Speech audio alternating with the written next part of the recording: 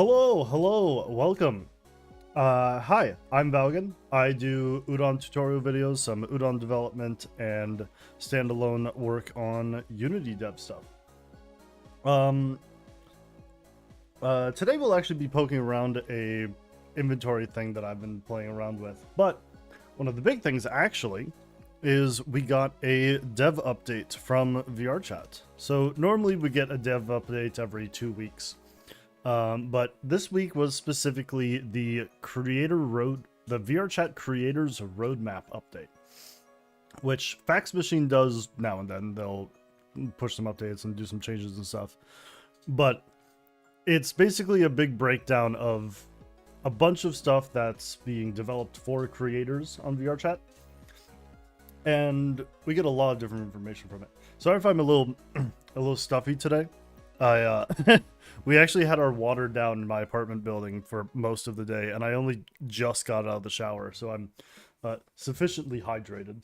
SOBA, yes, we have SOBA information. It's not out yet, but we do have a bunch of very specific information about the current status of it. Let me swap around to actually... Here, where is this? I need my display capture here. There we go. All right.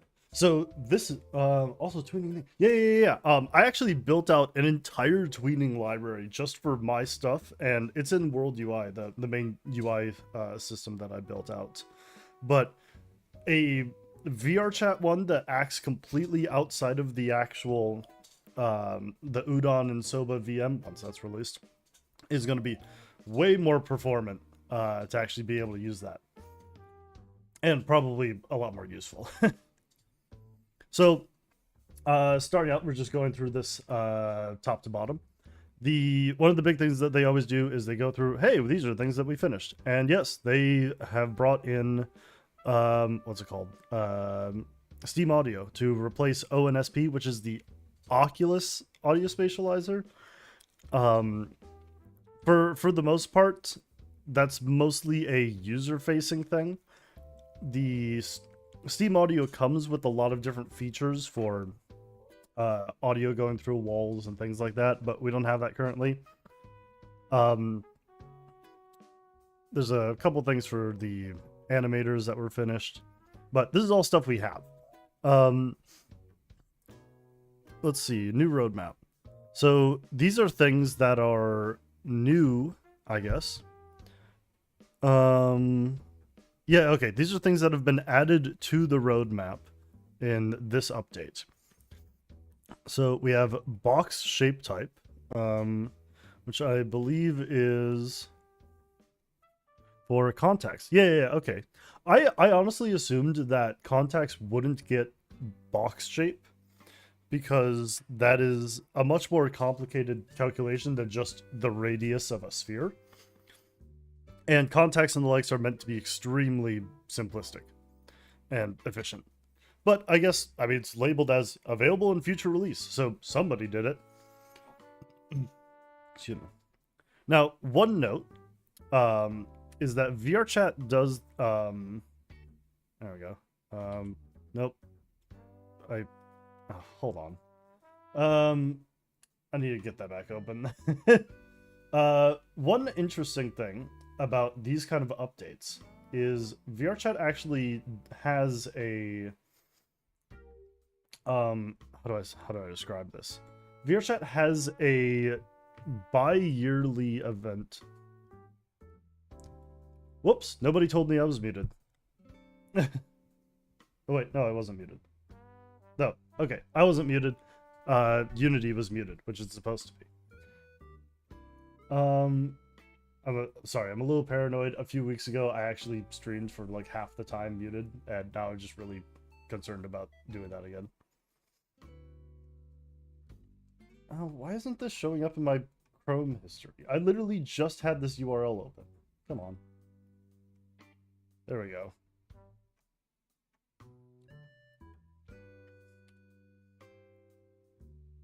Maybe turn your voice a tiny bit up. Honestly, probably the thing that will help is me actually looking at my microphone. I was looking away from it for a bit. But yeah, so they're adding boxes to contact stuff. Those are in worlds right now, so that's actually really nice. I haven't played around with it, and I really should. Um, okay, so yeah, here's the official post about VRC Tween. So this is just Baxador requesting this back in 2020. And this is okay.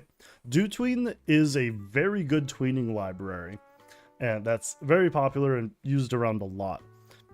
In fact, VRChat uses it quite a lot in the actual application of VRChat.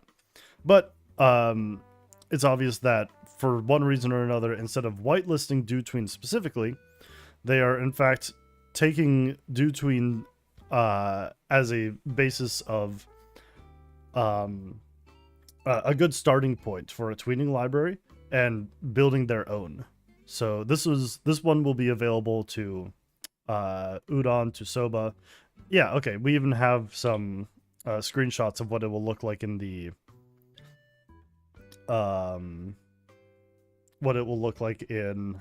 VRC graph.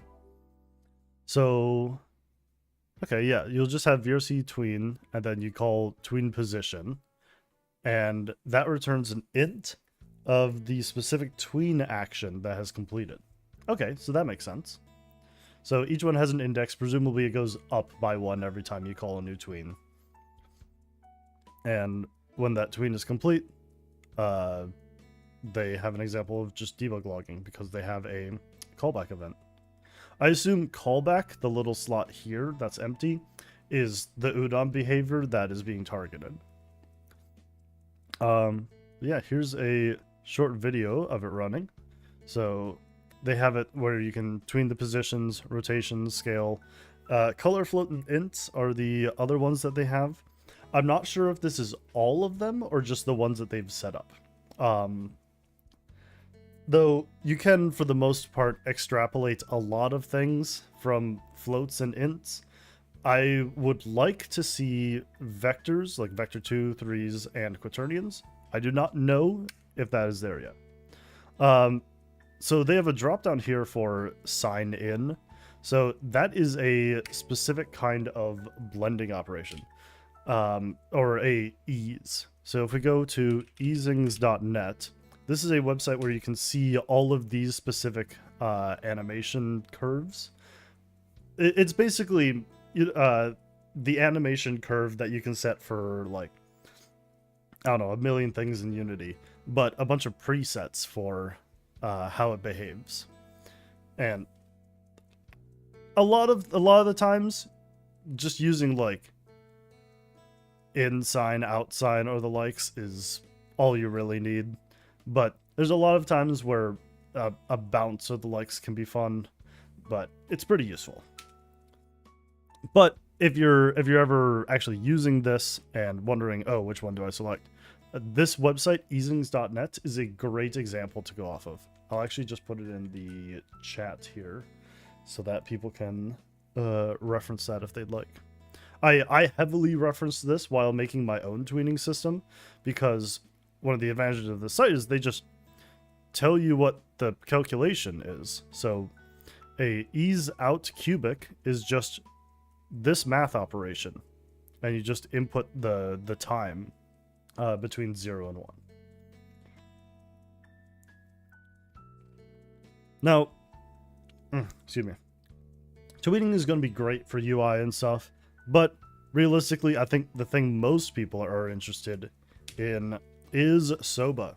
Now, for those who are less familiar, SOBA is VRChat's upcoming, I guess, kind of replacement for Udon. Udon had a lot of things that it did right, but there's also a lot of performance things here and there. It's really hard for them to expose certain types of things. Like, say, instead of like exposing lists and dictionaries, they effectively had to make their own lists and dictionaries, because Udon, at present, doesn't support what's called generics, which is just a generalized variable type of, like, oh yeah, this could be an int, this could be a float, but yeah, it's why we have data tokens to begin with. But yeah, they announced they are still working on it. And this is a drop down of basically feature comparisons between Udon Sharp and SOBA. So there's a lot of stuff here. Note that not all of these features are going to be in SOBA. A lot of them do still have these X's on them. And I think this is...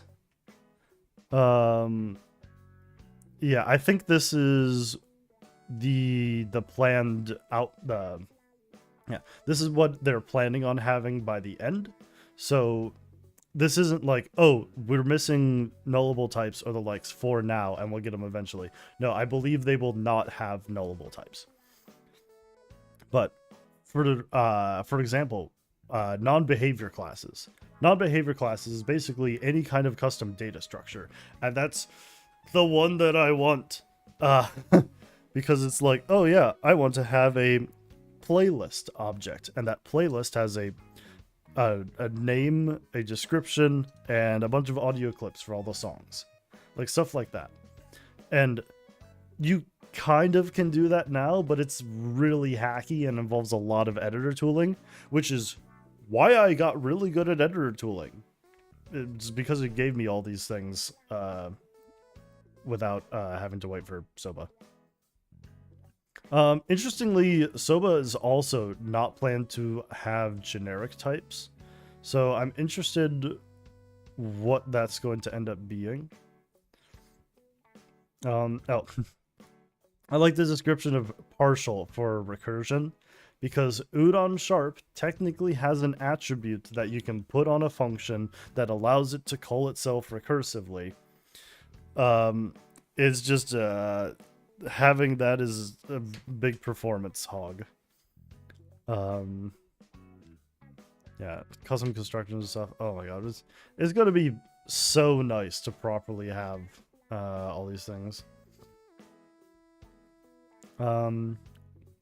Lambdas, delegates, yeah, okay, we not getting a fancy event kind of stuff.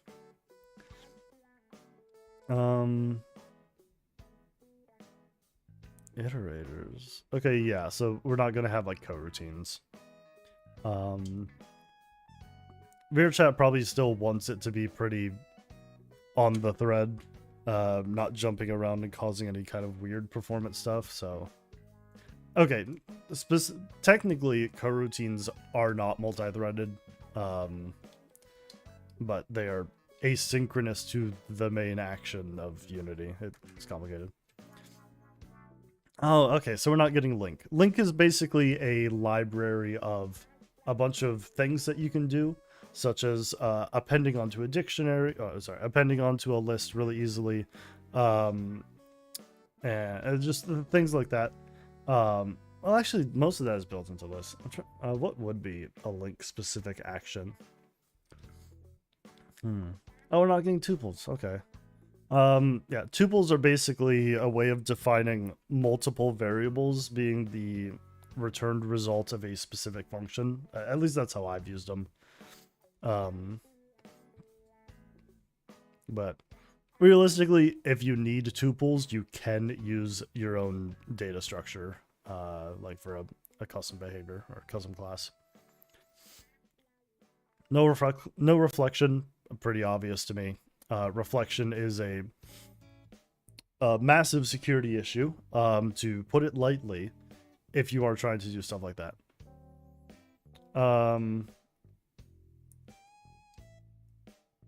Gotcha. Okay. Yeah, so this all makes sense. There's a few things that... I'm curious about this part, because there's very few things on this list that goes from supported to not supported in SOBA. And one of them is the get type method. So get type for custom classes and stuff in Udon Sharp exists because Udon Sharp puts in some extra data for when it compiles a class for the name of it. And get type compiles essentially to checking a variable string on a class. So it's very much a workaround, and I'm assuming that workaround is being removed by the looks of it here. Defining attributes. I'm curious. I'm curious why defining attributes is going to be a thing, because attributes are.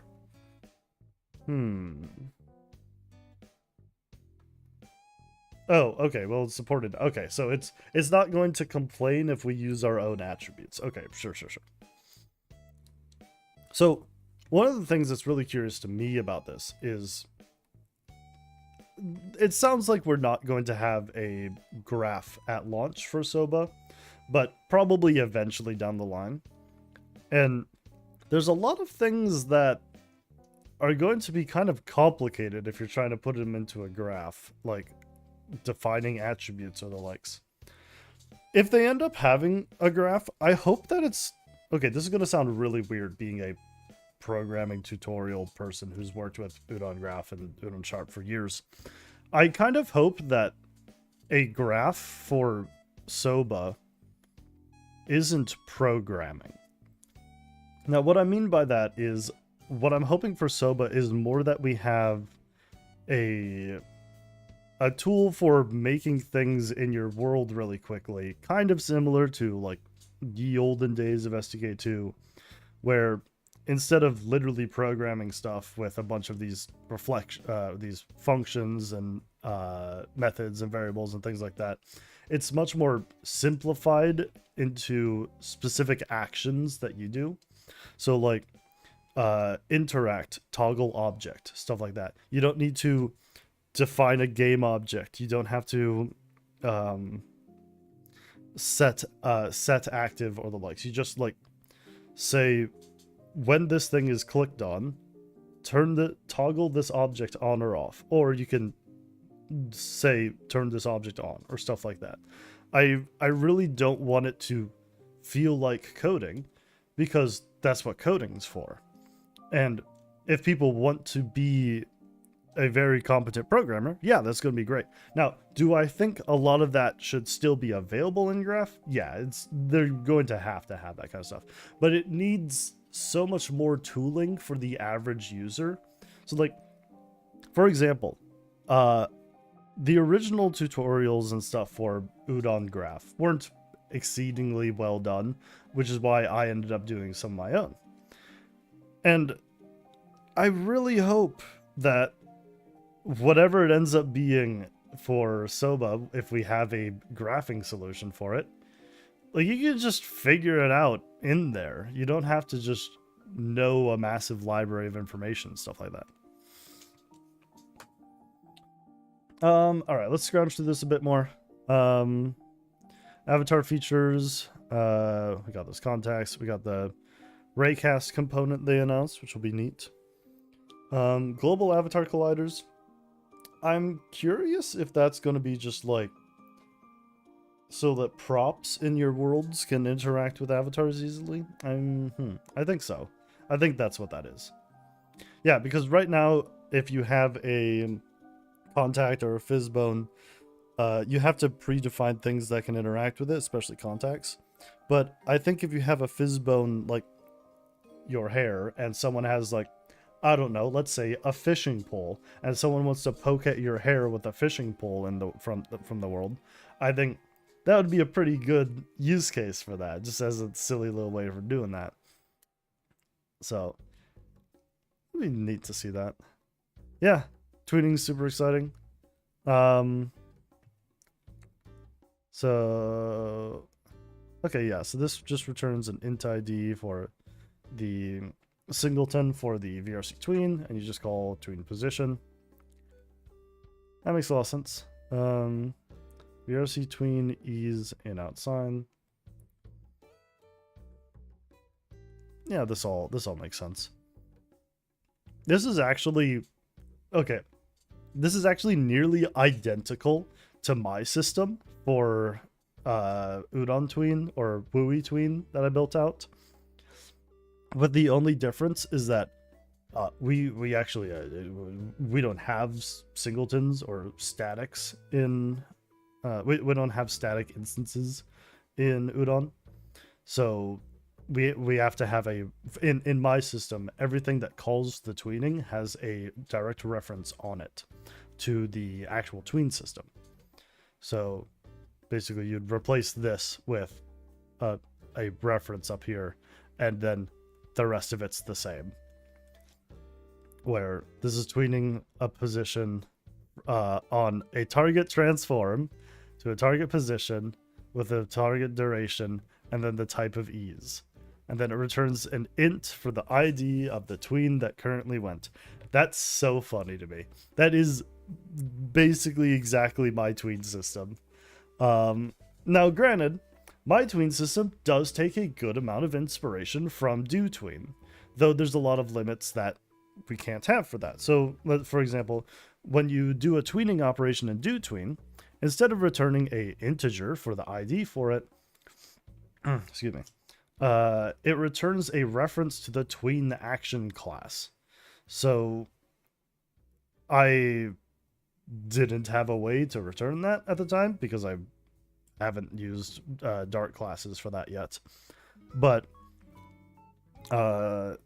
this just returned a index for the tween when I did mine. So it's really funny to see it being basically identical to my system. I'm really looking forward to swapping over to it, and this basically means it'll be really easy to swap over to this.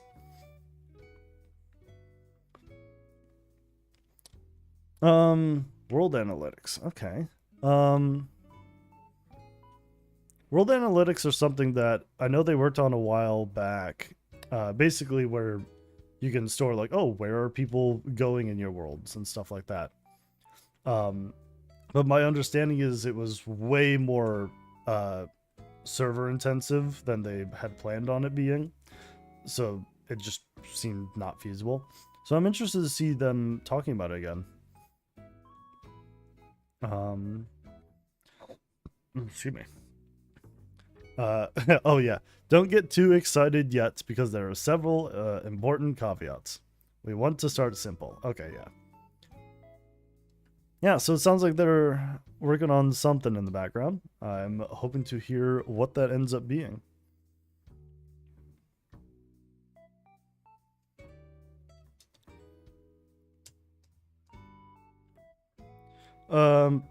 Okay, here's an update from Momo, one of the developers for Udon stuff. The initial release does not support arbitrary animation curves, but supports all of the ease types that DoTween provides. Okay.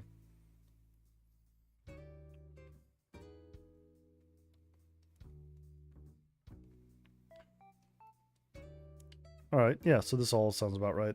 I'm gonna double check by refreshing here to see if there's any more additional comments. Doesn't seem to be.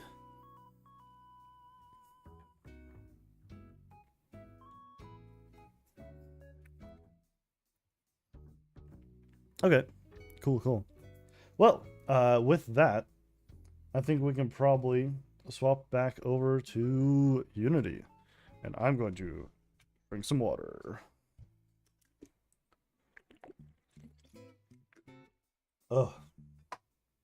I mentioned earlier that my water in my apartment was shut off for a good amount of today for some maintenance.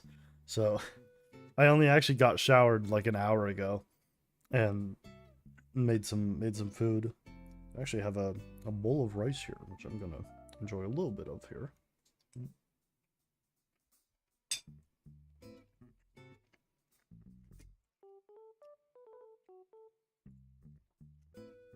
All right, let's poke around to this.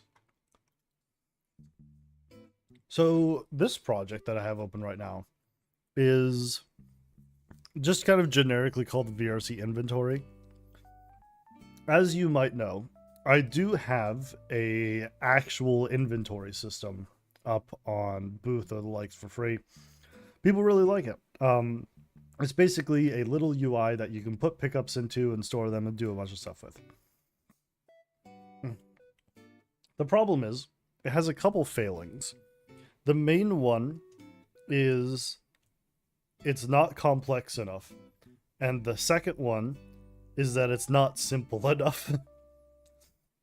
what I accidentally developed was an exact middle ground of slightly annoying for the average user and not enough features for a game world. And while the UI itself is pretty good, the backing capabilities of it excuse me, leave a bit to be desired. So what I'd like to do going forward, excuse me, got hiccups now. What I'd like to do going forward is develop a system that properly handles the major, like, we are developing a game world. We need an inventory. We need to be able to spawn things for any player. We need to have persistence, and it needs to work with thousands of objects. You can have like literally 1 million objects in your inventory. And when someone spawns something, it needs to be synced for everyone else. Now, that is a tall order, which is why it isn't in pickup inventory, which as a system largely existed to convert your pickups into objects that can go in your inventory. So what we're going to be doing for this project is basically building an actual synced video game inventory. Now, when I say synced, I don't think I'm going to have the... how do I put this? I don't think that I'm going to have players be able to know, like, oh, John has 5 apples in their inventory. I don't think I'll be syncing that, but I want them to be able to spawn any item and have everyone else see that. Now, since synced instantiation is a hard limit of VR chat, like you can't do it, we will be making use of player object pools. So not player object pools. We're going to have a pool of player objects that have a pool of empty prop items. And let's say someone wants to spawn an item, they can have up to, let's say, I don't know, 10 items spawned at any time.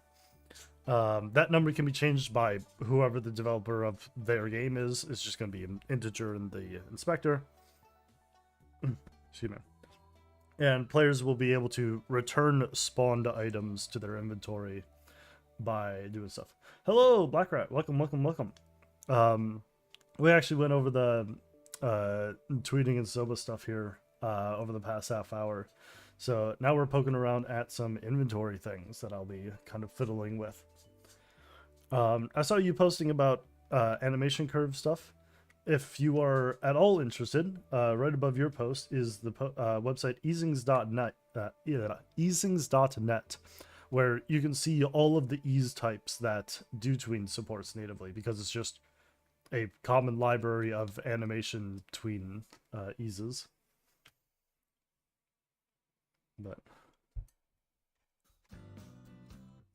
let's take a look at this. I try to remember where we actually left off here. Excuse me. Alright, so like pickup inventory, this is going to have a lot of overlap. Where we have the synced object with like object sync on it, and then there's the proxy that has a script on it that talks to the manually synced thing that makes it so we're not constantly syncing 1 million objects with 1 million parameters like 4 times a second.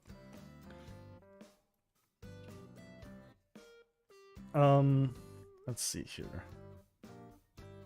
Yeah, so item library. This is a basically selection of all of these things here that corresponds to these item datas here.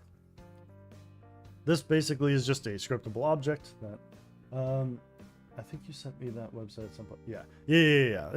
I'm definitely a fan of that site.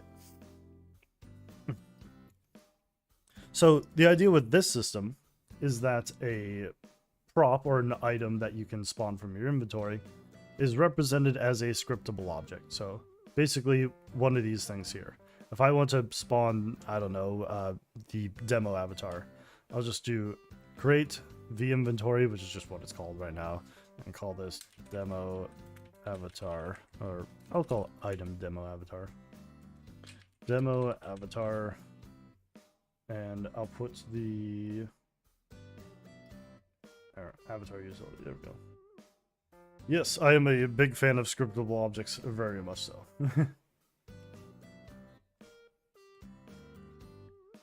Yeah, actually, let me look quickly. Was that a thing that was listed in any of the SOBA information? Where's the drop down? No, it wasn't.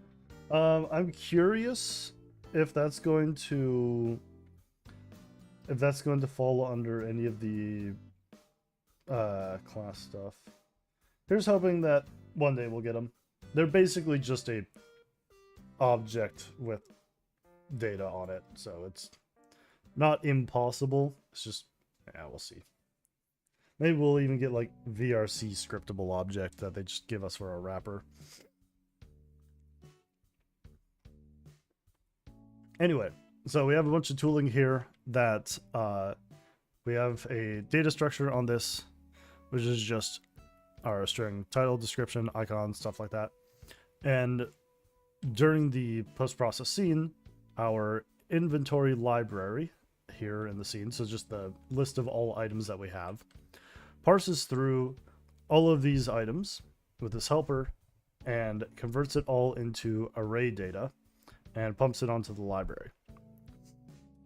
Then our library, during start, builds a dictionary of item datas.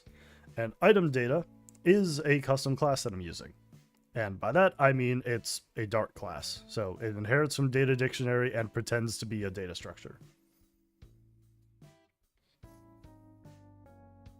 I do not like them making everything VRC, especially when they are just wrappers around other stuff. I remember when they were trying to do that for TMP.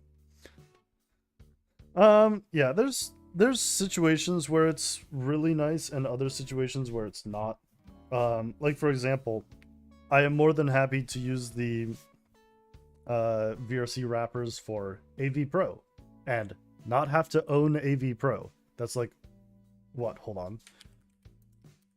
How expensive is AV Pro Video V3? Yeah, that is $900. I am more than happy to take VRChat's shim for that, and not spend $900.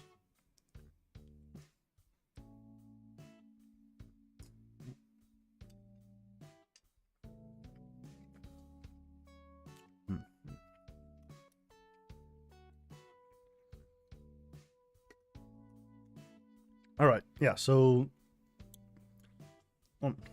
excuse me. Actually, Black Rat, I forget.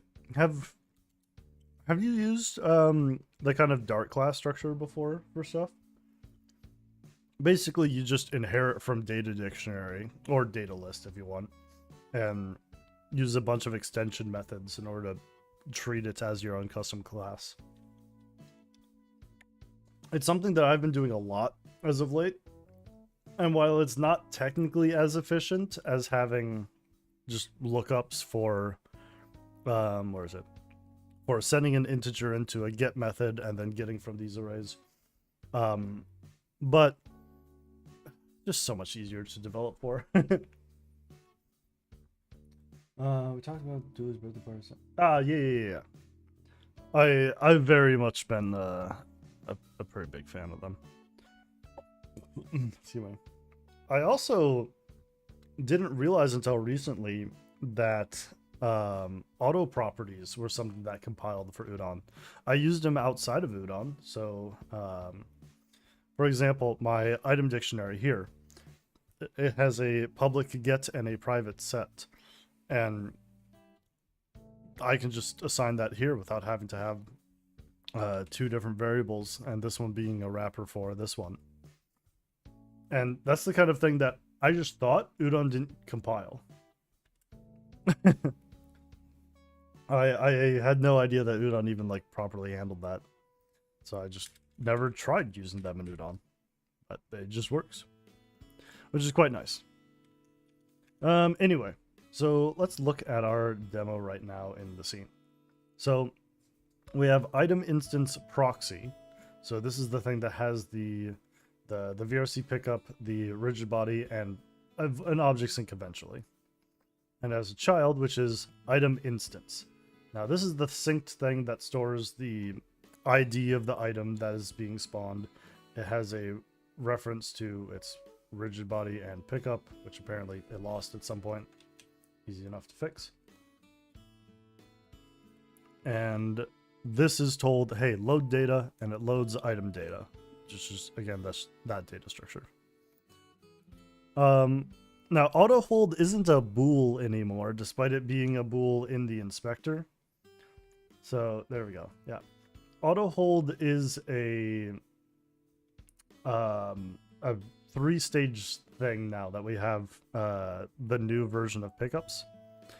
We actually have auto detect, sometimes, no, and yes.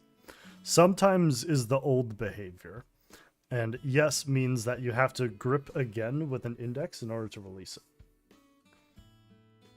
It's quite nice, but if I just want to store that as a bool, I'm just gonna use a bool and then ternary it into this.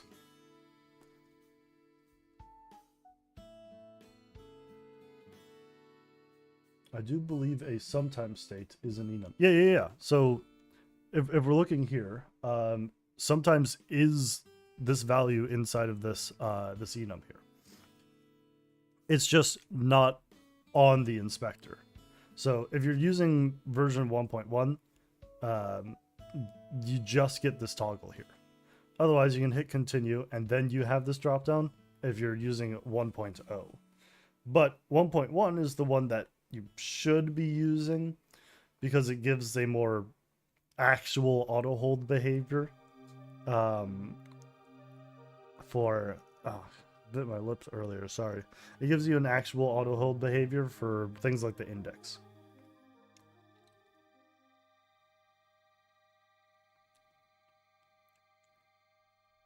Joking about an enum having a sometime state, which feels kind of cursed. I guess. I don't know. As long as it has a proper tooltip to explain what sometimes means, I guess that would be the only thing that I'd want to kind of enforce. Yeah, so I'll make a second object here. This one is going to load our dude into it.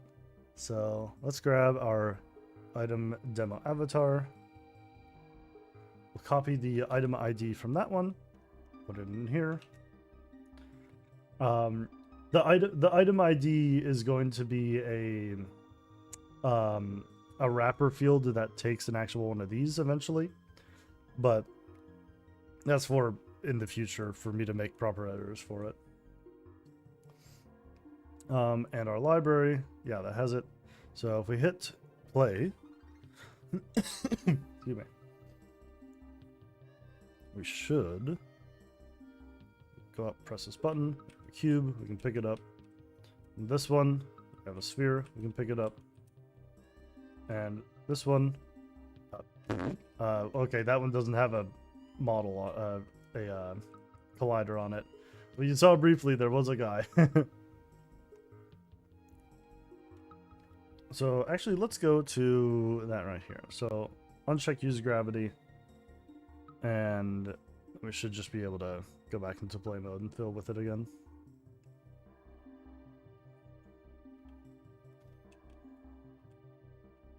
Yeah, there we go. Now we have a prop of this guy that we can move around and do stuff with. One annoying thing for this setup is the actual VRC pickup thing isn't the object that is getting visually picked up. So whenever we do that, we need to adjust where the pickup position is and how big that collider is. And I'm not sure how I want to do that. So there's a few ways that we can do it. We can have a box collider, sphere collider, and capsule collider, all three of them on the proxy. And during the build process, we just look at the colliders on the no.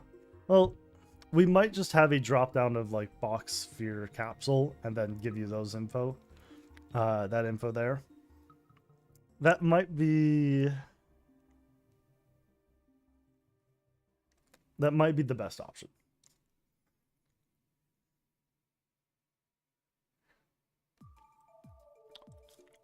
Yeah, let's have a public struct.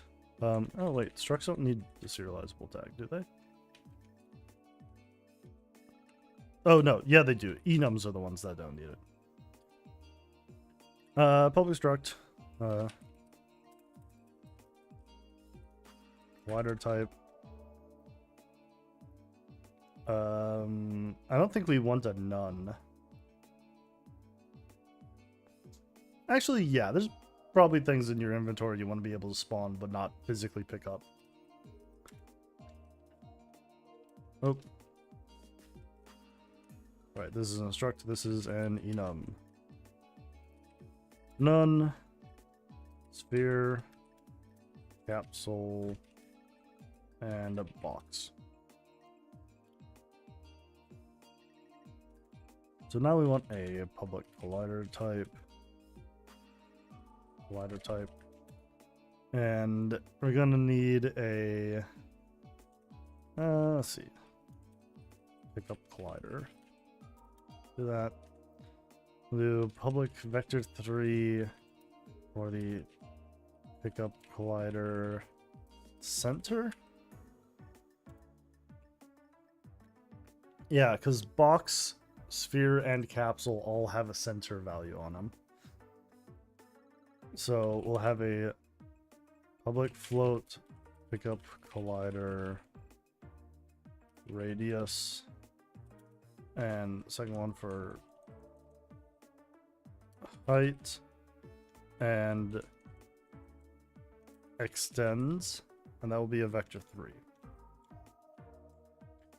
So let's go through the things that I just made here.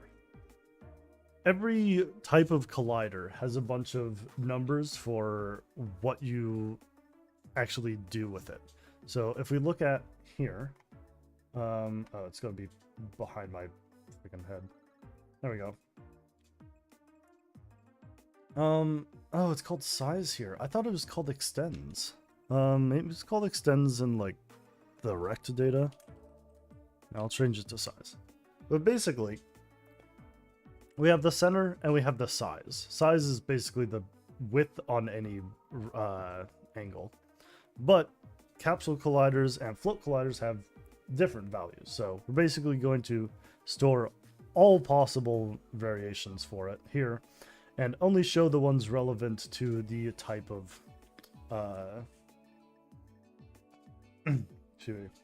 relevant to the type of collider data that it needs. I need another drink.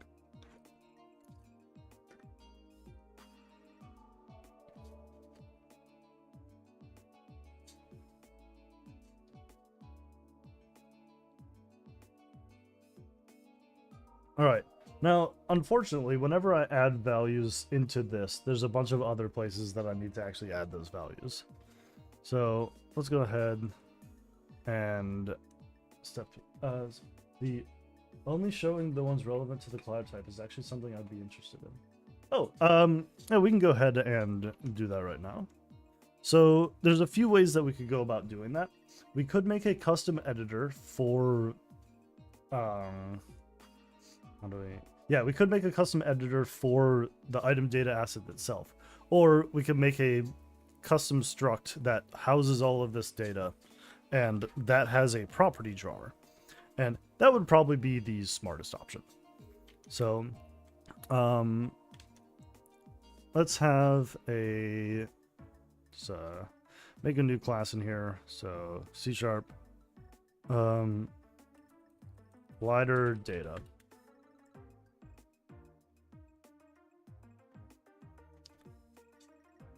I'll just grab over the namespace, swap this out for a struct, and not inherit from anything. Oh, and give it the serializable tag so it actually can show up in the inspector and be stored. We're going to steal the collider type over here, and actually we can put it in here. Yeah, because it's only relevant to collider data.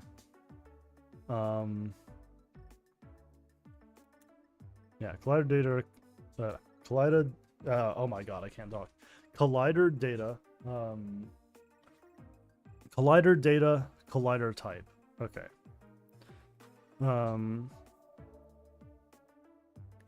Yeah, it's fine. Then we'll have all these things here, but I'll swap out the word pickup on all of them. And I'll swap this to be type.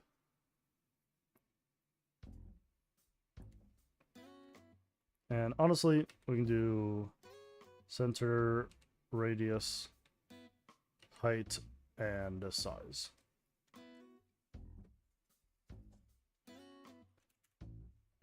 All right. Then over here, instead of having all this stuff, we will have a collider data pickup collider. Now, this will change basically one thing so far, and now all of the info for the collider data is going to be in a dropdown. So pickup collider now has a dropdown that has all this stuff, but we only wanted to show the relevant information. So let's go into our scripts. Let's make a editor folder, editor, and have a new script for collider data drawer, because this is what's going to, oh yeah. Making a struct is probably the easiest way to put a bunch of info in one dropdown, or like a class. It doesn't have to be a struct, but it certainly speeds things along, that's for sure. Instead of having to stuff a bunch of things into that. Obviously, it's a little bit limiting for VR chat since you can't use structs. We're just using structs for the actual tooling.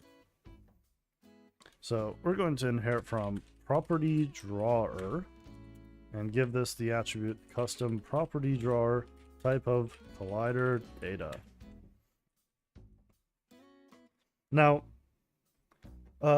property drawers are interesting because Unity's UI recycles property drawers.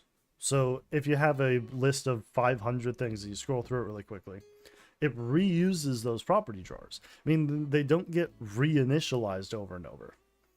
What this results in is you can't store variables like here, private float thing. If you set this during the construction of something, that variable will either get overwritten for the other ones that are using it or just lost. So functionally, you have to put all of your information and stuff in the create property GUI function. There we go. So far I've only created custom inspectors using visual trees. I suppose this won't be that. Visual trees. Oh no. We're just going to create all of our stuff manually here. There's like 5 things that we're going to do, so it's not going to be much. But we do need to initialize a few things. So we'll have a visual element root equals new visual element. At the end, we'll just return root. And up here, we're going to get all of the properties that we want. So serialized property type prop equals property dot find name of collider data dot type. And I'm going to duplicate that a few times for center, radius, height, and size. So with these, we now have all of the properties that we want to do stuff with, and we have our root here. So we're going to add a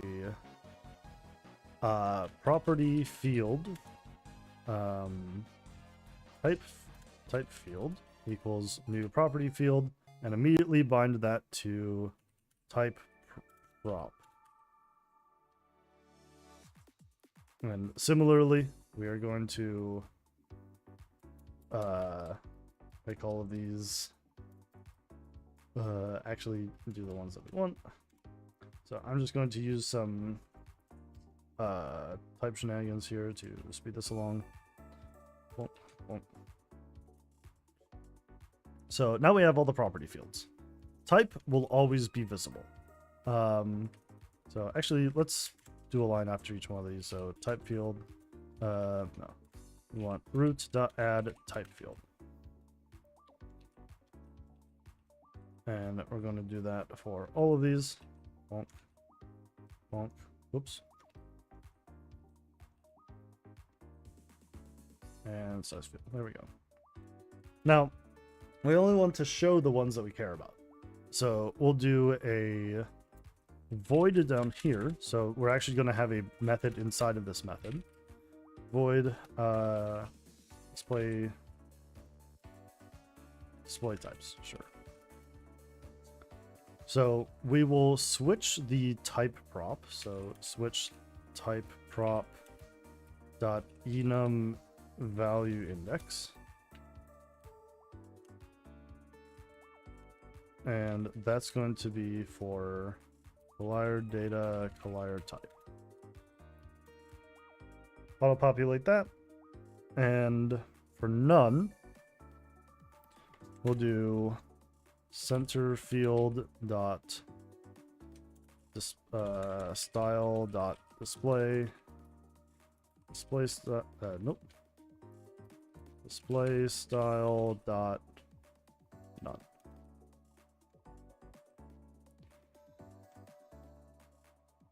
And basically going to do that here.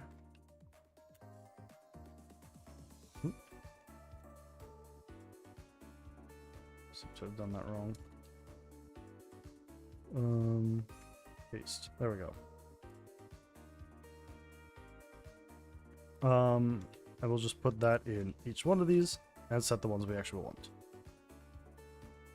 So for sphere, we will set oh wait, type field needs to be visible for all of them, so let's not have that one. Center field is visible for all of them, so we'll set this to be flex, flex, and flex.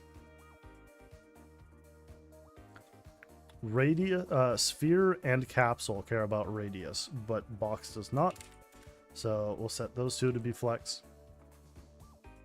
Height is only used for capsule, and size is only used for a box. There we go. So now we have a little method down here for setting the displays. We'll do that right before display types. But what we also need to do is run this anytime our type changes. So we'll do type field dot register value changed callback. We don't super care about that, so we'll just set it to a underscore, which disposes of the property. We don't actually have a variable for it, we just junk it, and do display types. So now, whenever this is visible whenever we use a collider data, these should only be visible when the corresponding collider type is correctly visible. Dimensional type. Welcome, welcome. How is it going? I'm actually showing a little bit of property drawer stuff off to Blackman here. I think you ping specific. Ah, Crap, not again. Okay, I say again, but I literally, this is a concern every time that I try to stream, and I can never tell when I've done it wrong, because OBS does it triggers the streamer mode for Discord, and it just says pinging at L.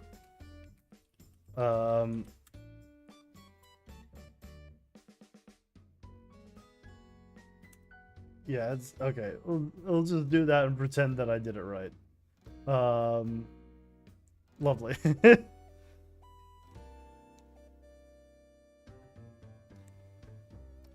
Yeah, glad to have you. Oh god, your name literally shows up before live stream because live dimensions is alphabetically below that. Every Thursday, I have to make sure not to click on your name. Oh god. Yeah, so we have our type now. So, actually, we need to put this in a foldout. All right. So instead of doing a visual element as a root, we'll do a foldout. And root.text equals property display name. There we go. Oh, good. Oh, good. Okay, yeah. So now pickup collider is probably showing this. If I change from none to sphere, we have all the sphere information. So we have the center and radius. We have the capsule one, which is center, radius, and height. And box is just center and size. Hey, welcome, welcome. Yeah. Yeah, I am definitely a big fan of having custom data structures with these property drawers. You could make a custom editor for for the item data thing itself and just put it in here. But I find this to be much more useful if you actually want to support a list of a property. Now, we don't need to here, but it's nice.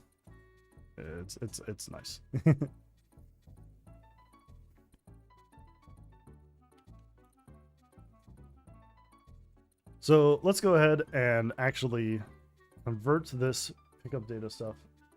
You might want to reuse this template, which is the last one. True, but there's definitely ways that you can build that out in a reusable way in the other one as well.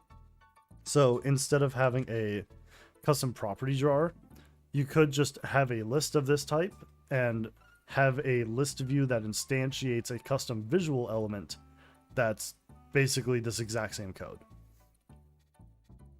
And that's useful in some situations,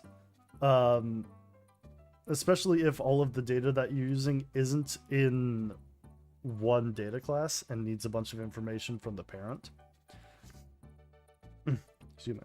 But that's a lot more of a niche setup than what we're doing here right now.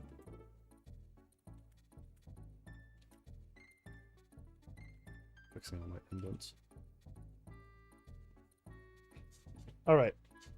So now that we have this information, let's go ahead and move the pickup collider data over into the things that actually use it. So we can look at uses for this. So we just have our item helper here. So we're going to need some additional things here. We'll have a list of collider type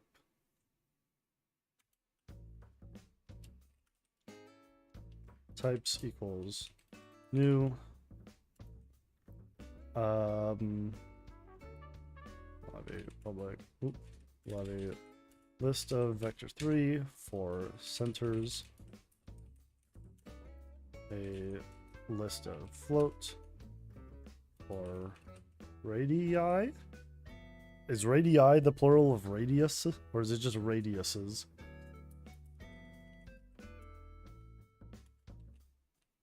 We'll have one for heights. And another one for vector 3 sizes.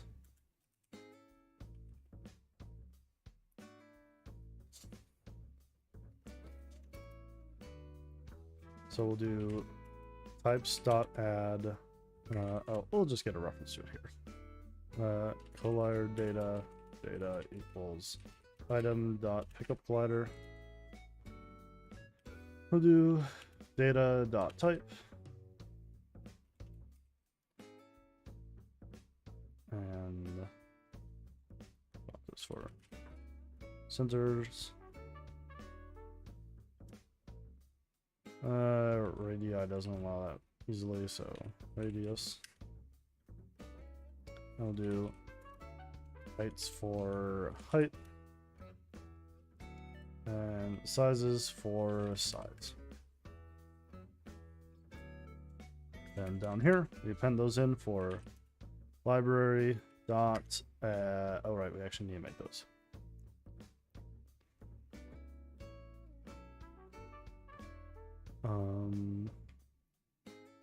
I'll just copy these. Does Rider give us a nice and easy swap to array? No. Okay. In that case, I'll just remove these, select all of the X carrots, bracket that, and not initialize a value. Ooh, and we'll set them to be public. So now down here, we'll do library.types equals types to array. Centers.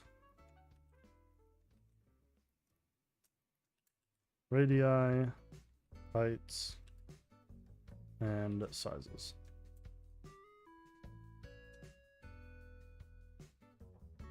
Wait, am I crazy? Did we just shuffle to the same song? Or maybe I've just listened to the Animal Crossing music too much.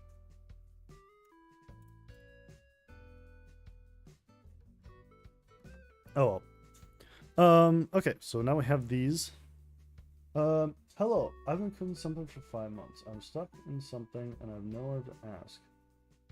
How do we send an array over a network event? Ooh. So that's not going to be incredibly easy, but there's a couple ways that you could try doing it.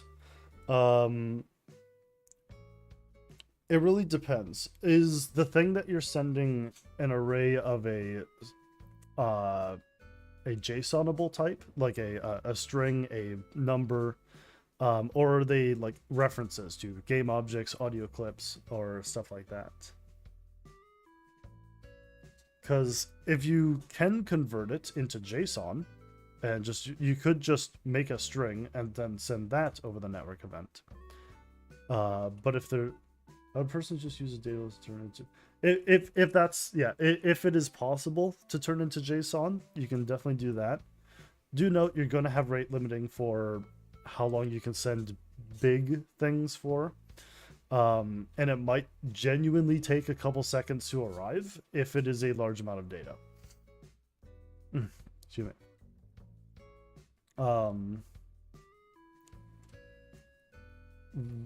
That being said,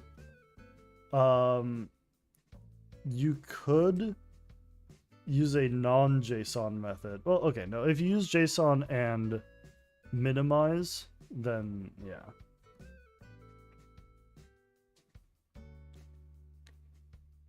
Well, okay, there are situations where it would be nice to send networks, to send references over the network, but I get that it doesn't make a whole lot of sense.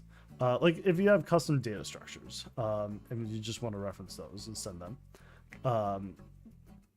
But a lot of times if you're doing that, you might as well just have it like a bank of, like, I don't know, all audio clips or something, and just sync over indexes around. So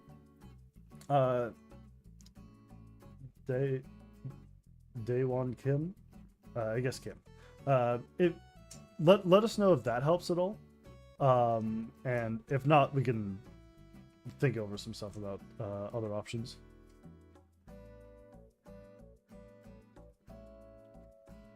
For now, we actually have our stuff here. So let's go ahead and convert that into something usable.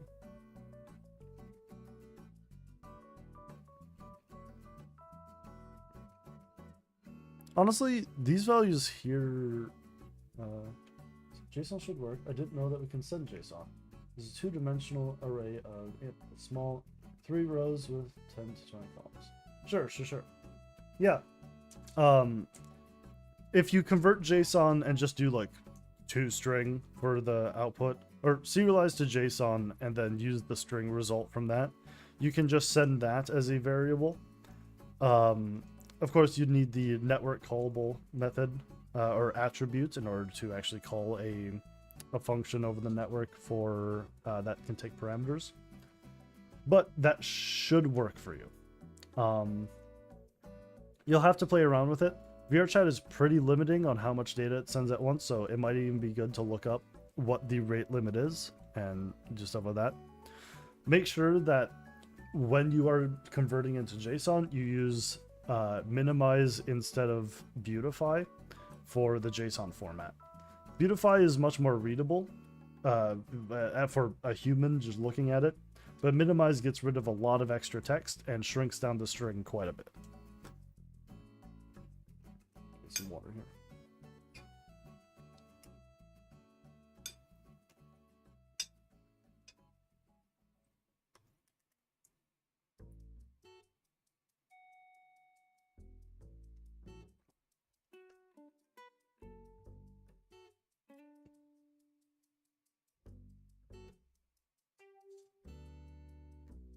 All right.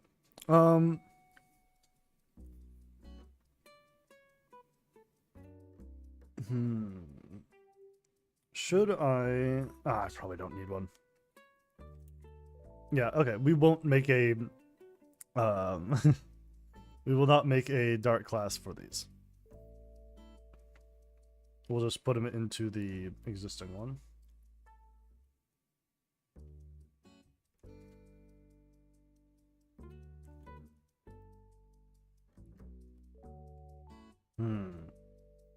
It could be convenient.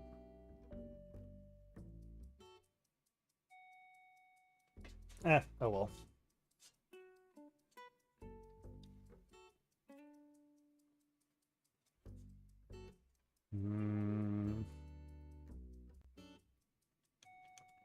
Sure, might as well. Gives me an excuse to make Dark classes on stream.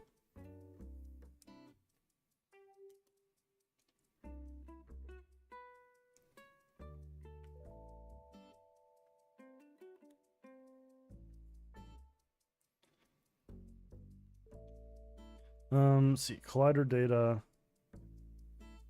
This is our public struct for the editor stuff. Collider data reference. And we'll have our Dart class be collider data.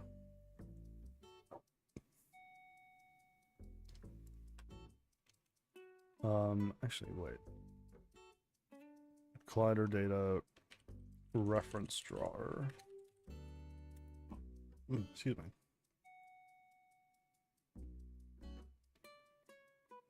Let's add a collider data.cs.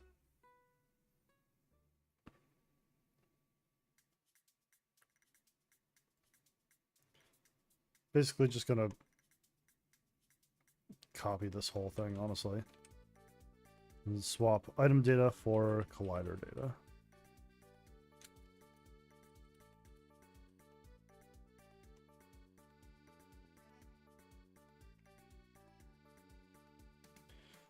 And we'll reference off of collider data reference here. One of the things we need are type, center, radius,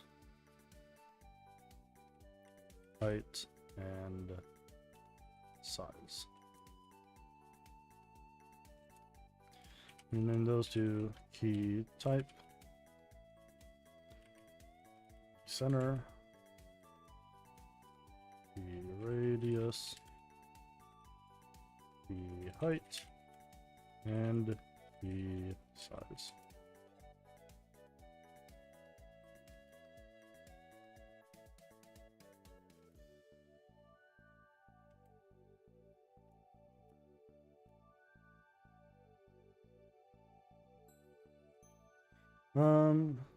Now type is type, center, radius, height, and size.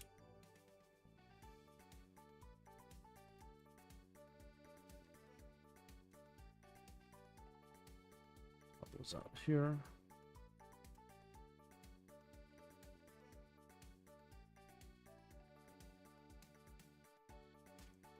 Type is cast to a int. I don't think I need to worry about JSONing this vector at all, so I'll just do new data token and then store it as a reference. I really wish the vectors were natively supported, but oh well. Like, you can make extension stuff to make them native, quote unquote, natively supported, but so this will be type, center, radius, height, and size.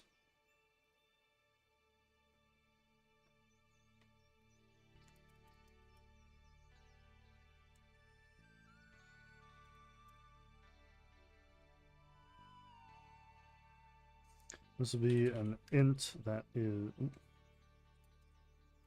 capital int. There we go. That is cast to this collider type. Oh my god, this is annoying me. All right, I'm moving collider type out of here.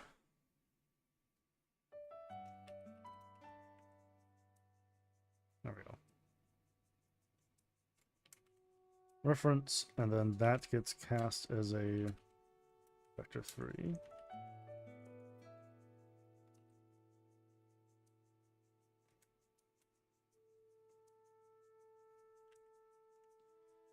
This is a float. That was also a float. And that should be the collider data.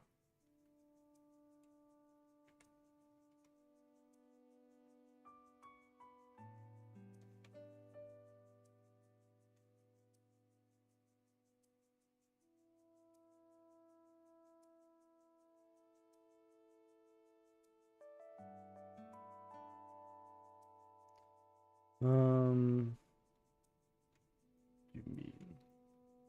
Oh, right, because I need to fix it here. There we go. And then, oh yeah.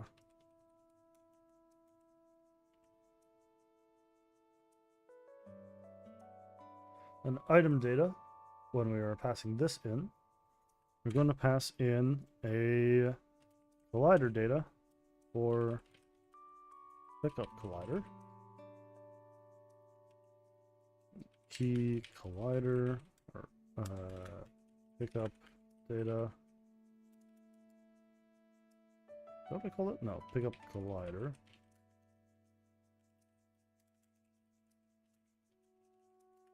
Pickup collider.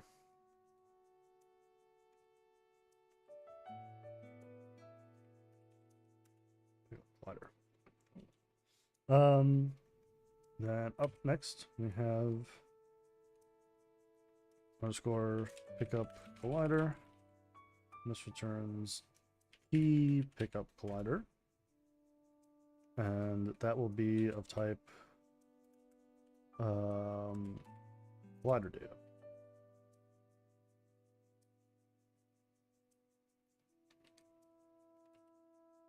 There we go. I love extension methods. They make everything a million times more complicated to build and a million times easier to use once built. I'm library. Okay, so here we need to make pickup data. So collider data col equals collider data dot create, and we'll do types I, centers I, radii I, radii I, oh god, heights I, and lastly sizes I. And before tags, we'll put col.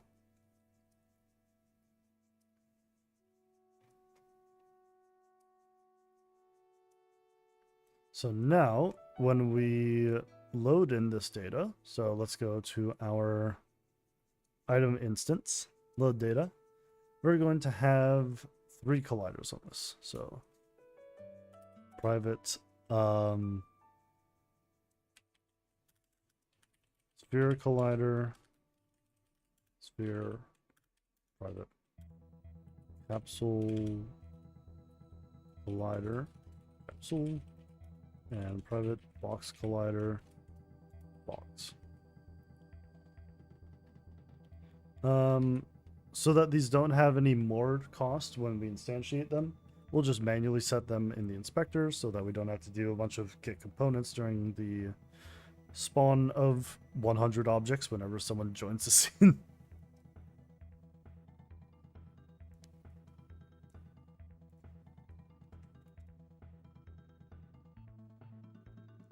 Okay, so now let's switch statement the collider data. So collider data pickup collider, and that will equal the data dot pickup collider. Switch pickup collider dot type. Oops. We'll default to none because just having a row new argument exception isn't available, and it doesn't really matter.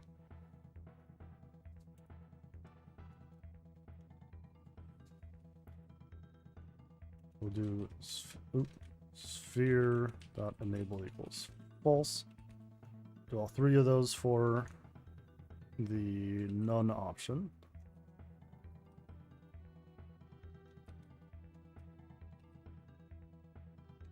I think for ease of sanity, I'll just recache the type. So collider type equals pickup collider dot type. Put that here. These will be collider type equals sphere, capsule, and a box. Want to wish a good night and just hopping by because I saw you stream. Yeah, great seeing ya. Welcome, welcome. I screwed up the ping this time by accidentally pinging live dimensions instead of live stream. I might want to rename mine to just have like a invisible character at the front so that it shows up first in that list. But we'll see what happens. Ah, God. I accidentally bit my lip the other day and it has not been getting better.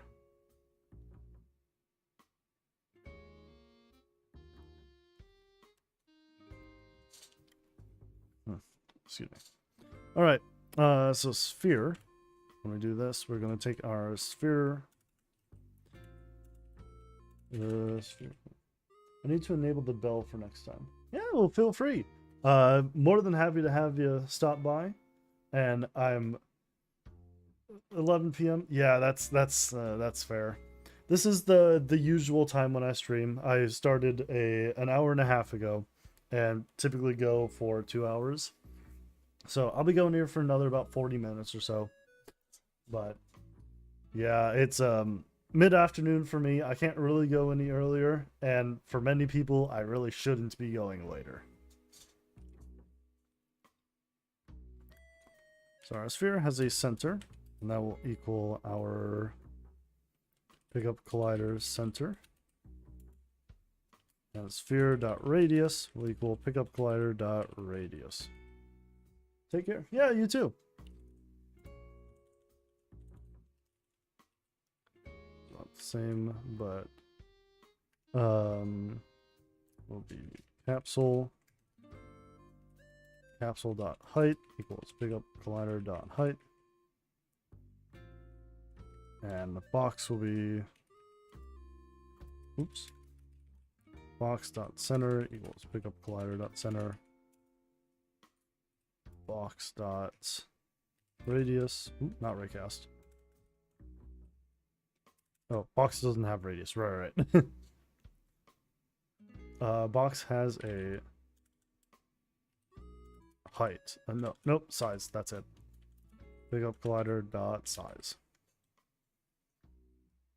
Okay. Now let's go ahead and set all this up.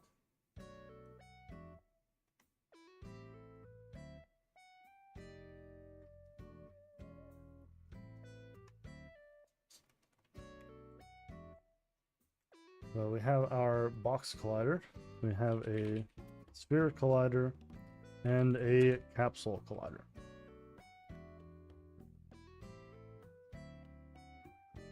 I'll be the proxy on all of those.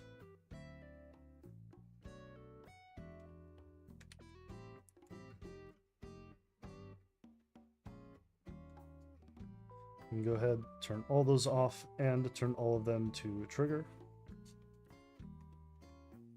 And let's look at our items here. So item cube, you will have a box at size 1.1, so we can actually grab it.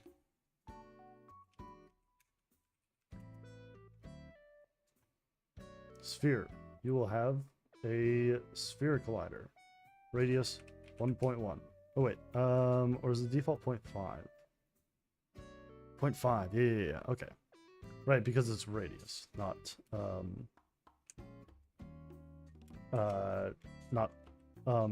diameter. There we go.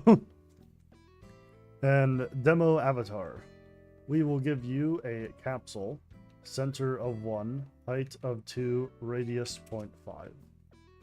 That's your average fit this through a hole doorway collider.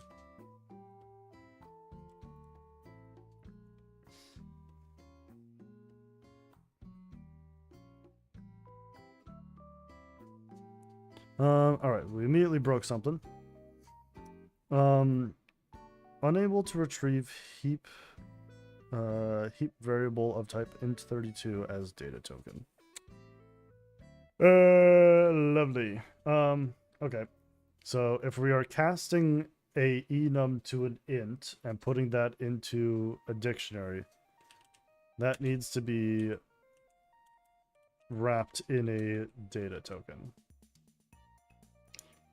Because otherwise, it does that.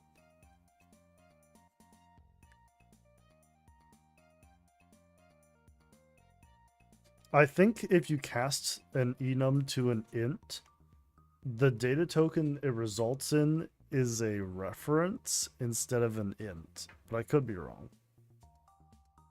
Yeah. No issues now. So if we spawn this one and click on it, you see we actually have a trigger box for it that we can pick up, move around and stuff.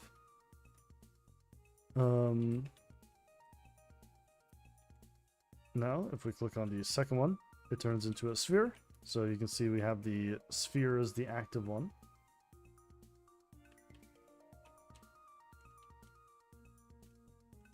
And lastly, we have this guy. See, the capsule is the active one. Now, the the interact highlight on it is still a little funny, but that's because I think it's finding the first collider on it, the first collider component, and making a highlight around that. I actually don't know how VR chat handles that. I just know that that's how it's done in the what's it called? Client sim. There we go. Let's actually give that a test. So we'll go to the VR chat SDK, do a build and test with 1, because that's all we'll need. And let's see how the highlighting and grabbing works.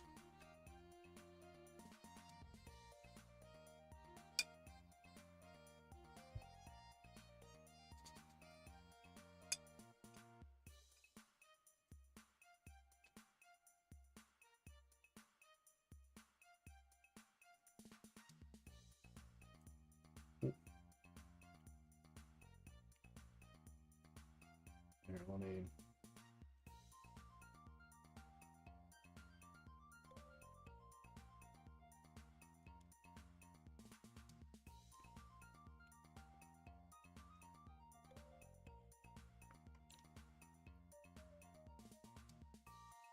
Was it not showing Unity? Oh, there we go. Whatever. Okay, so we have our box. We properly have the box, and it moves it properly to the mounts for that. Do that. Got that for the sphere as well. And we have the correct highlight for him in this mode as well. So, despite there being the other colliders on there, we have the actual capsule highlights for it. Perfect. That's loading all of that data perfectly then.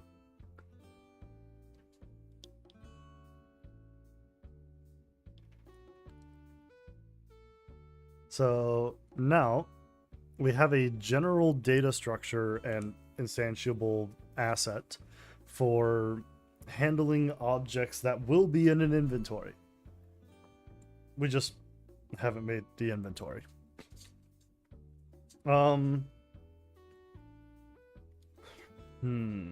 I think the inventory is just going to be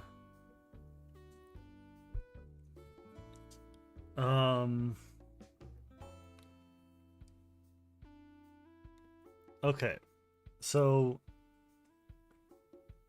I think we're going to have 2 different things in the inventory. There's going to be stackable items, so like apple, you have like 5 apples, versus non-stackable items like half durability sword. You can't have like 30 half durability swords, at least not in the same slot.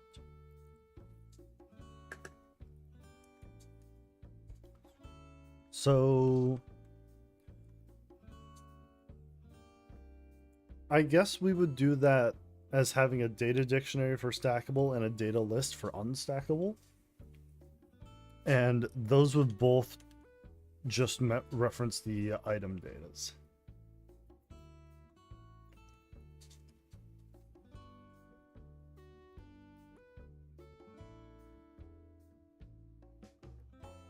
Yeah, because item data itself, we won't be modifying at runtime. In fact, I haven't even set up a way to do so. This is basically just a structure of data that we'll be referencing.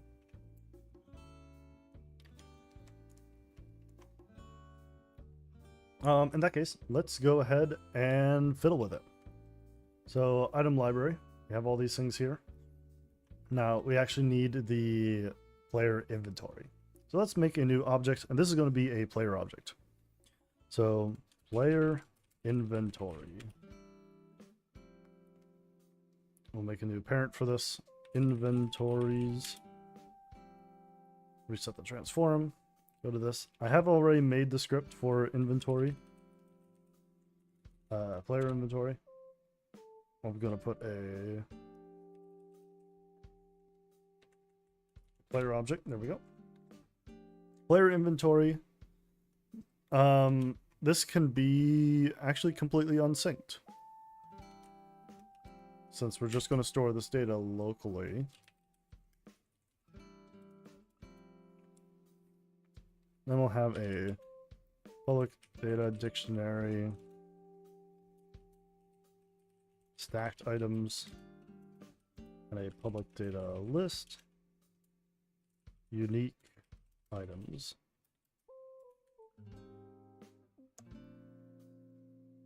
And depending on the item type, it will go into one or the other. So, what we can do with that actually is go ahead and add a bool. So, stackable.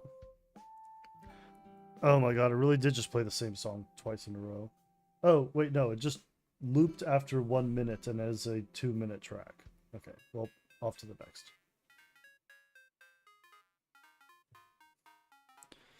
Alright, stackable.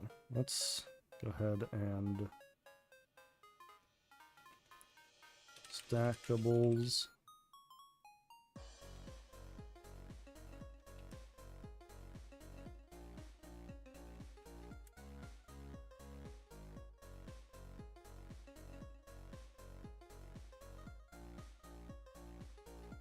Oops.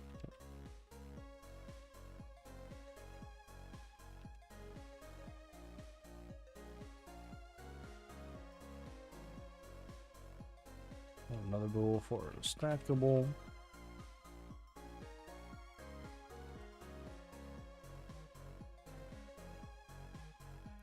Item data will also have another one called the stackable. Stackable.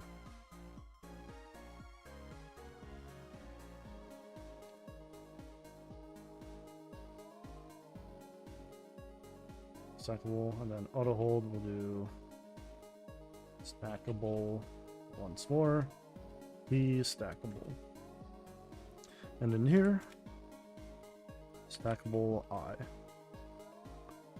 There's a lot of places that we need to put in our new data whenever we make a new value on these. Which is a little annoying, I'll be honest, but a lot of things can be wrapped in tags, which is just a dual string setup. I should probably be using it more than I am now, but yeah, okay.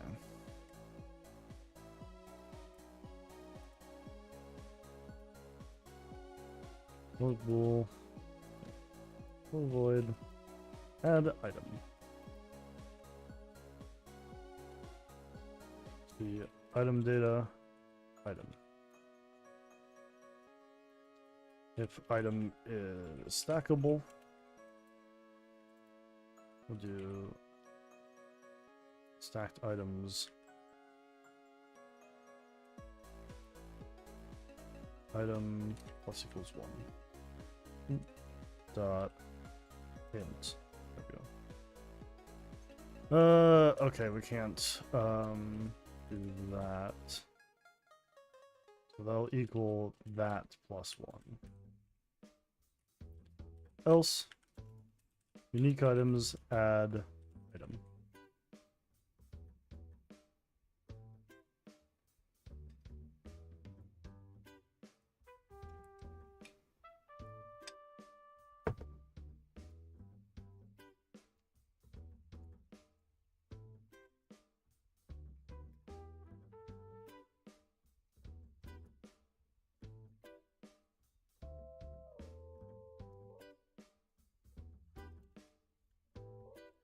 Then we'll do public void, remove item, data. And we'll basically do the same thing.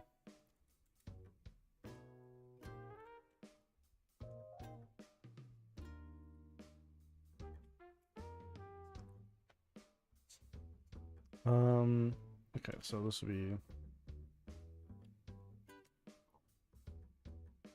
yeah, this would just be -1.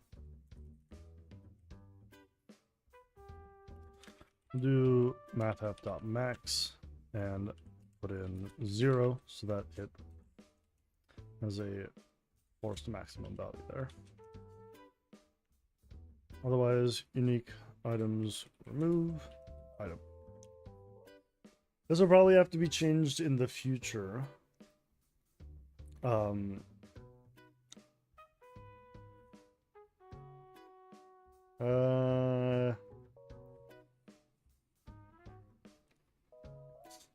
Because, like, if you get a sword with an attribute like blazing or whatever, you don't want to just remove the first red sword in your inventory.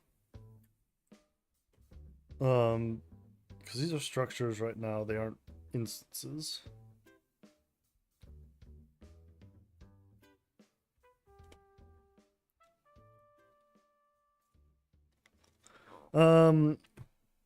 Feature for later. This is coming along well enough as it is.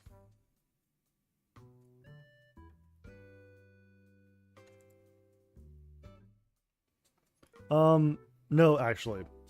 We will do that now because I want to have another bool for whether or not something is instantiated or spawned.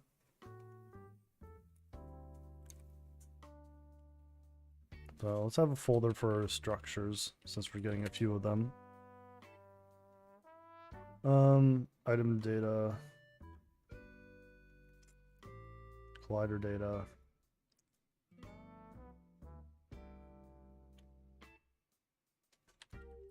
Item instance data.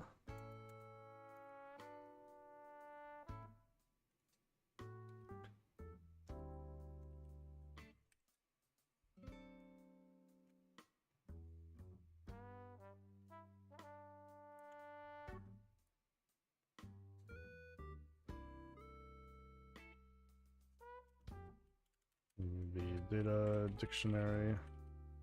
If I can spell it all.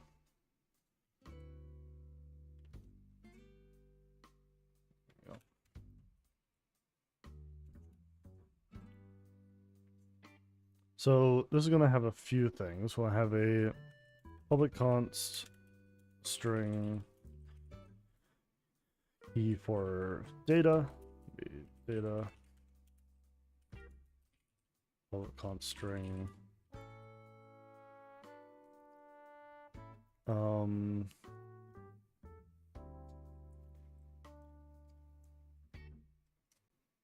key tags,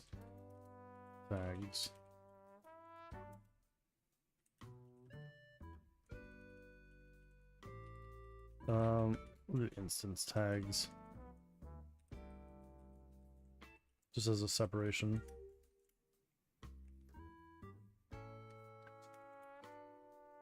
Public const string key spawned. That's the other one we'll need.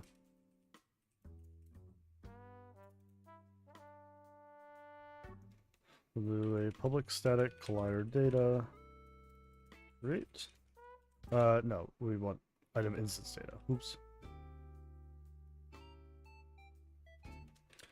Data dictionary, dictionary equals new, and return dictionary as cast to item instance data.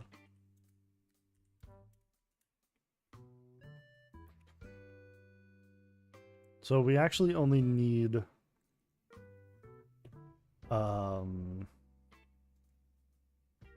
the data for instantiating it. We don't need all of the variables because we'll have a bunch of things that are settable on this.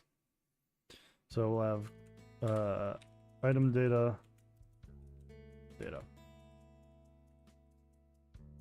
dictionary, key data will equal data. Then dictionary key instance tags equal a new data dictionary. Then dictionary key spawned equals false. Now we need stuff for setting all that. So we'll make our extensions class, public static class, item instance data extensions. If I can spell. There you go. We'll make a auto conversion from a data token. So we'll do a public static item instance data item instance data.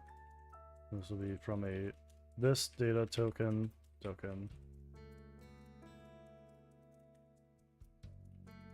I'll cast it to item instance data for token dot data dictionary.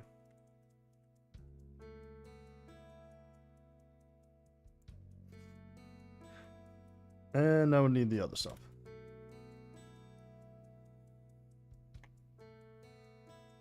So instance tags. So public static data dictionary. Oh, nope. Data dictionary. Instance tags. Item data. Item instance data. There we go.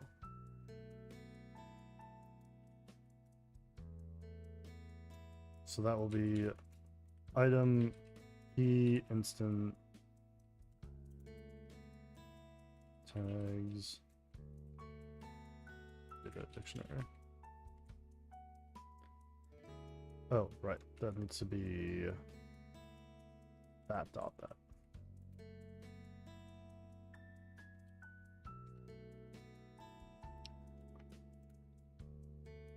And then we don't need a setter for data dictionary because we can just reference the dictionary itself. But we'll need a getter and a setter for this bool for a spawned. This should probably also have a reference for the actual spawned object. Yeah, it really should. Or maybe I'll do that instead of the data. I'll have a reference to the instance because the instance has reference to the data already.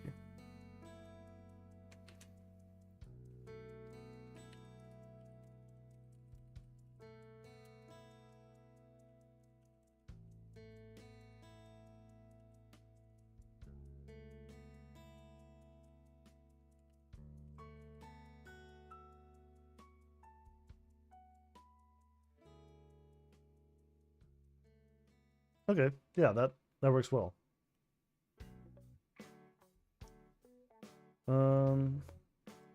Enough tags. We need to get the instance itself. So public stack, item instance, item instance. That'll be this item instance data. And that will return item instance casted out of data key instance. Nope. We need item instance data dot key instance dot reference. We'll never need to set this because it's set during the construction, and that's the only time that we'll need that.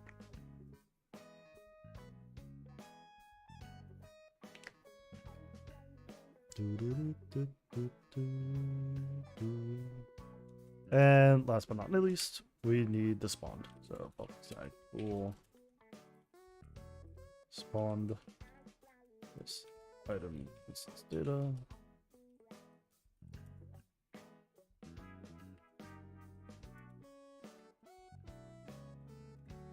Let's do data non-item.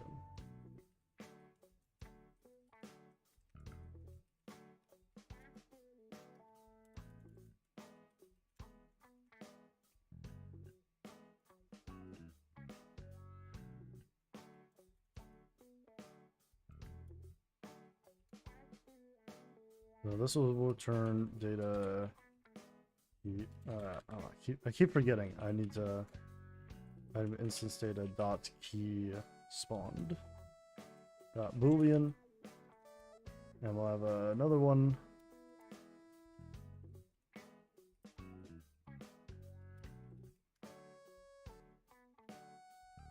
that equals value.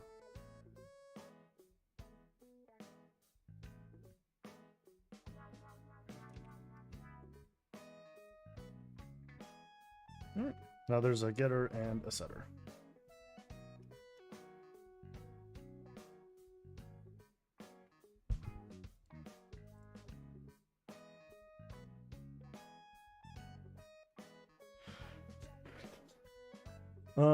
Now that we have these structures, we'll need a public beta list of item instances.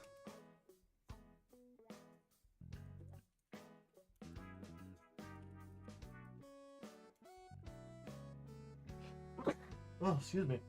I did not get to the mute button in time. Oh, my apologies.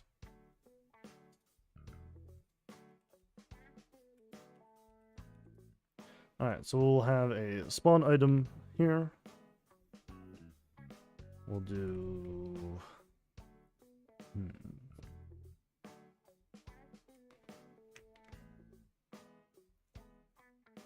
It's so interesting to see someone else writing C# live commentary.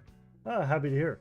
I know the stuff that I do is not your typical Udon code, largely due to my usage of what's called a Dart class, which is basically where you trick the compiler into thinking you have a custom data structure that's actually just a data dictionary by building out too many additional methods. Sometimes it's not worth the extra hassle, but I've gotten a lot more used to it as of late. There's a tool that generates them, and honestly, I'll probably make my own version of that tool at some point. But yeah, we'll see. Void spawn item. So we're going to spawn an item of data item.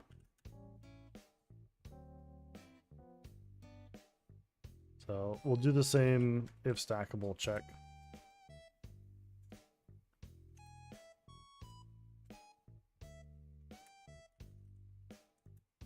If stacked items dot contains key.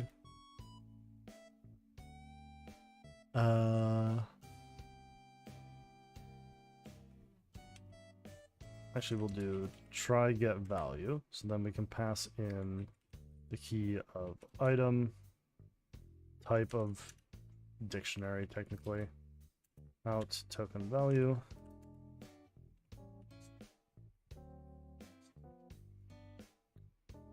So we'll get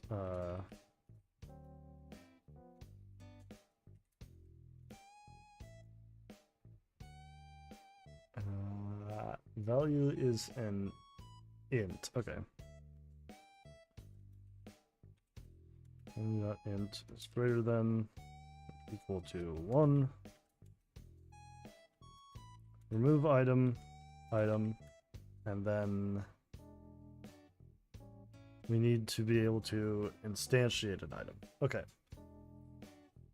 We might be able to do that in 10 minutes. So we'll just do this quickly. Have a public instance item instance, array items equals new, sure, 10. We'll have public bool items active.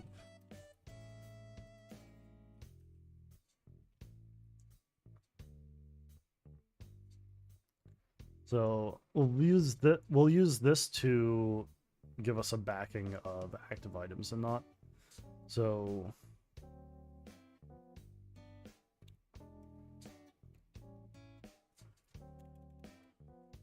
let's do it down here. So int index equals array dot index of, and we're going to be looking for an index from items active, and false is the thing we're looking for.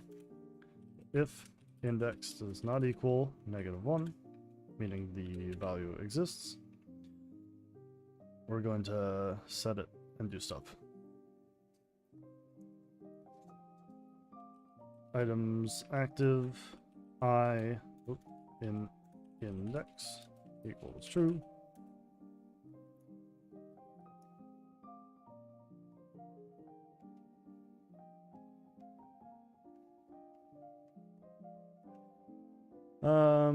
Item instances, let's make that a data dictionary with integer keys.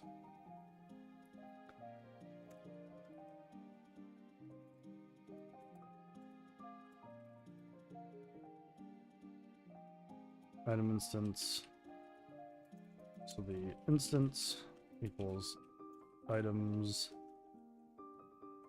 index.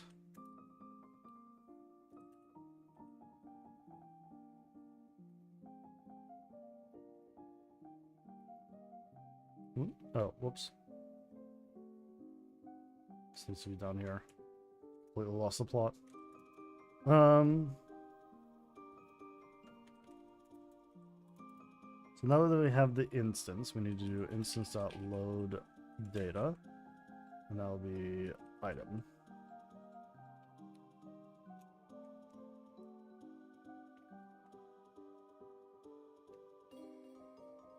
Then we need an item instance data, which is our info wrapping around the thing.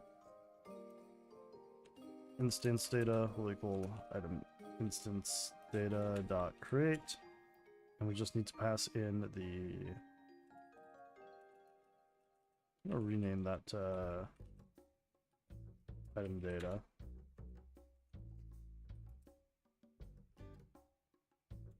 Oh right, this just needs the instance.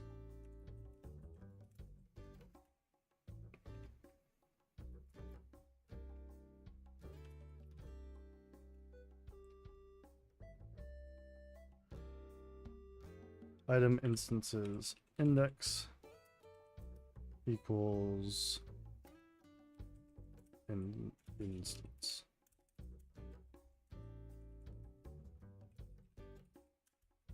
Instance object. But this needs to be instance data for that.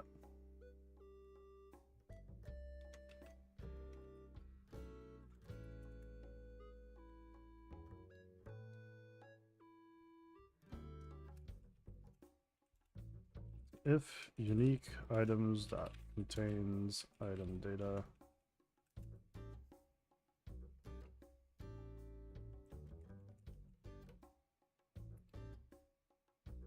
and we'll copy this code. I'll have it split out to be unique after this. But we got 5 minutes left in the stream. I want to see if this works.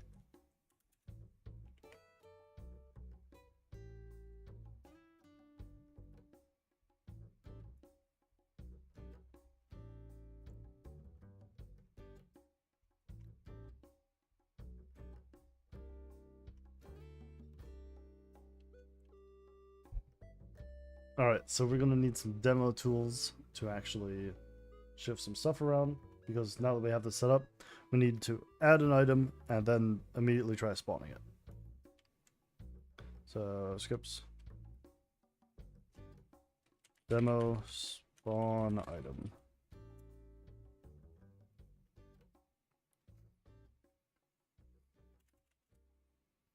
So this will have first I have to wait for it to compile. This will have a public player inventory.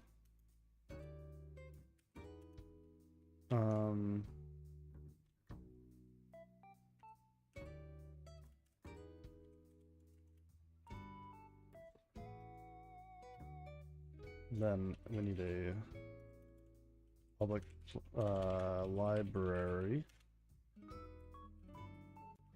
Then we'll have a public string item ID, and on interact, we need to inventory.add item, library.get item, get item, item ID. And then we need to do inventory.spawn item, let's do var item equals library dot get item ID. So we will add an item and then spawn the item.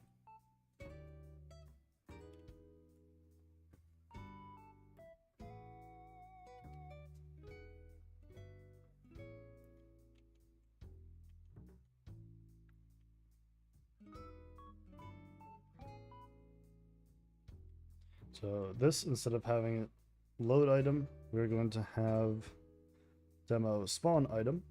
This will have reference to our inventory, to our library, and let's just get one of the IDs. Sure, let's get the one for sphere. And this inventory is going to need a few additional things here. For example, this proxy needs to be brought here.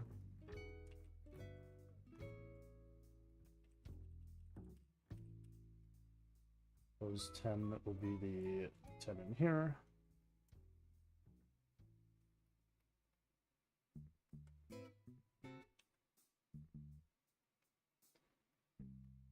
Slightly more annoying, but sure, we can do this. Alright, items active. Now, we hit play, and something's gonna break because we have 2 minutes left. But we'll find out. Alright, no immediate errors. Perfect. We go over here. Let's use. Ooh, okay.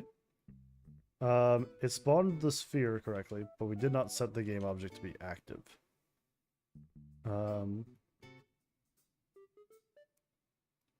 Oh, I see. Okay, okay. We need to fix this reference because we're not actually getting the real one. We're getting the reference one.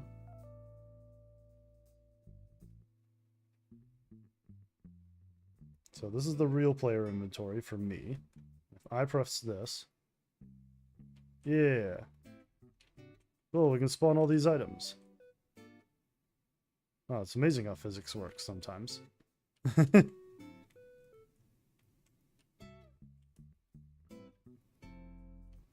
Cool. So oh, there we go. That lets us spawn up to 10 items from our inventory, and in a synced, unique fashion.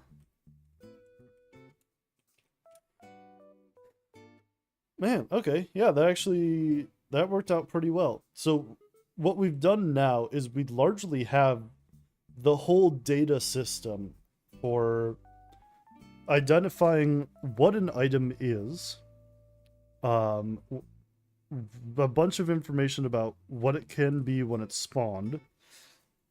Every player has a inventory of spawnable items that get loaded in correctly. Then yeah, then we can add and remove things from the inventory. The actual like backing data rather than instantiating stuff. And then we can instantiate things.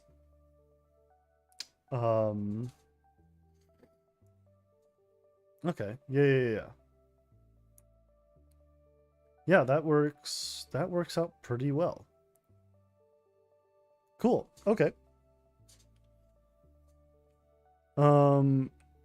In that case, I think we're good to go. I've been relying on object pool for so long. I should investigate more about this. Thank you. You're amazing. Yeah, thanks. There's a lot of things that I like about the VRC object pool, and a lot of things that I don't. The biggest one is that if you have a bunch of complicated scripts on it, it may not be properly initialized by the time that you try to fiddle with it using Udon. Because VRChat disables the game objects in the pool prior to the initialization of Udon. So it just like shuts them off before they can be turned on, which means when you turn them on, you have to actually let them sit and warm up for a bit before you can actually fiddle with it.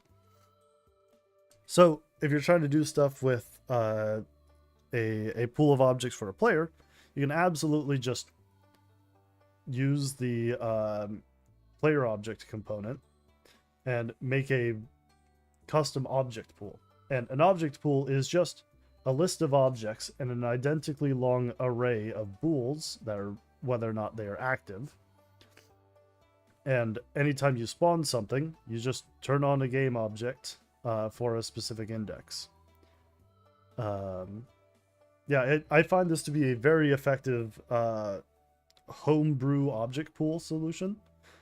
And I highly recommend it, actually. In fact, this would even be simple enough that you can pretty much build it out in Udon Graph, maybe even simpler. But it's...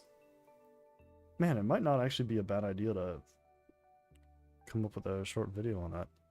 Yeah, alright. Well, thanks everyone for stopping by.